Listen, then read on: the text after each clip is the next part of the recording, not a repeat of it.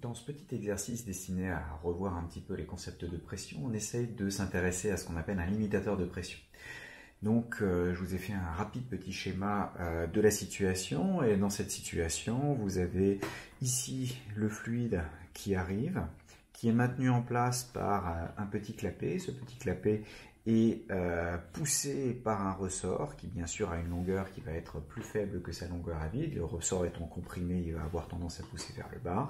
Et on peut jouer sur la longueur effective lorsque le ressort est en position basse par une petite vis qui est là-haut et qui sert à gérer et à juguler la pression telle que l'utilisateur sera intéressé de l'avoir. Et si jamais la pression est suffisante, vous savez que le petit clapet va pouvoir monter et le liquide va réussir à passer par là. Et donc l'idée de ce tout petit exercice est de s'intéresser à quelle est la pression pour que cela fonctionne. Alors pour ça, on va prendre comme système le petit clapet. Donc le clapet qui est à cet endroit-là. Et ce système, on va voir qu'il y a deux forces qui s'exercent dessus. Alors bien sûr, on se place dans le référentiel du labo qui soit galiléen. Et donc, au niveau de l'inventaire, vous avez deux forces principales. Alors bien sûr, il y a aussi le poids de ce petit truc, mais on va supposer qu'il est complètement négligeable devant le reste. Vous avez la tension du ressort et vous avez la force de pression. Et donc, alors selon les choix qu'on fait, on peut peut-être mettre Z vers le haut, ça nous fera un retour pour savoir comment est-ce qu'on estime cette tension du ressort. Donc la tension du ressort s'écrit toujours moins la constante de ressort, la longueur, moins la longueur à vide, et ensuite le vecteur directeur qui va du point de fixation du ressort vers l'endroit qui nous intéresse. Donc là, en fait, on va être selon moins EZ. Et donc, ça va s'écrire plus KL moins L0 EZ. Reste à vérifier si ça a la bonne orientation. Ici, vous avez un ressort qui est comprimé, qui va du coup pousser vers le bas et donc va devoir avoir une résultante qui globalement va être selon moins EZ, ce qui implique que ce truc-là soit négatif. Et effectivement, si il est comprimé, ça veut dire que la longueur L est plus petite que la longueur à vide L0 et donc on a bien un coefficient négatif devant le EZ. Donc on a bien une force vers le bas.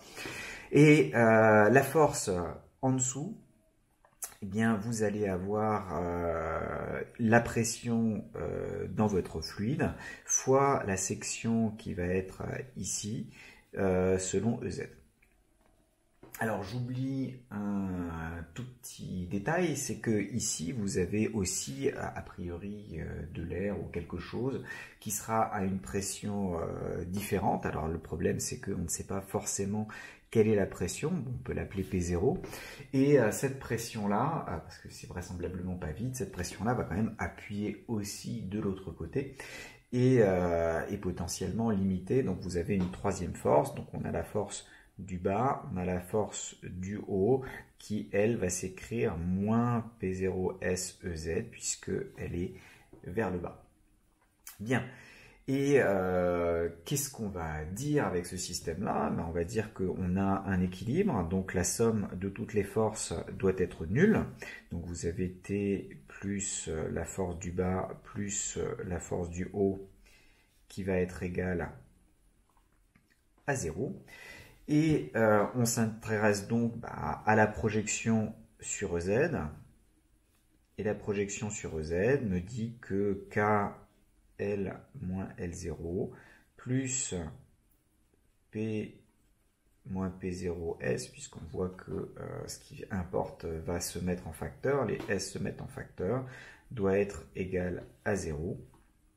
Et donc, vous allez avoir votre longueur L en fonction de la pression à l'équilibre qui vous intéresse, qui va être égale à L0 moins P moins P0S.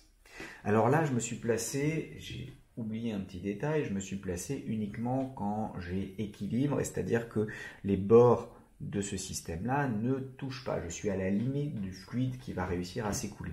En vrai, vous avez encore normalement la réaction normale qui va se rajouter, donc on devrait la rajouter là, la réaction normale qui va avoir tendance à pousser sur les côtés, sur tous les extrémités, enfin la circonférence du cercle qui est là. Et donc si je la rajoute là-dedans, sachant qu'elle est vers le haut, j'ai une projection qui va être positive.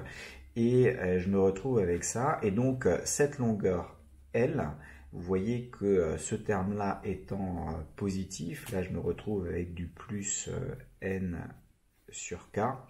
Et donc je dois avoir L qui est inférieur ou égal à cette valeur-là. Et quand il y a cas d'égalité, vous avez que c'est à la limite où la pression va réussir à passer outre.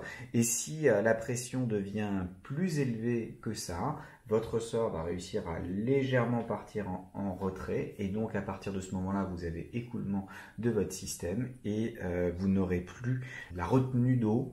Et donc vous pouvez jouer en fonction de cette petite vis sur la longueur à vide et donc sur la pression maximale qui est capable de tenir votre système avant de relâcher et de laisser passer effectivement le fluide qui veut s'écouler.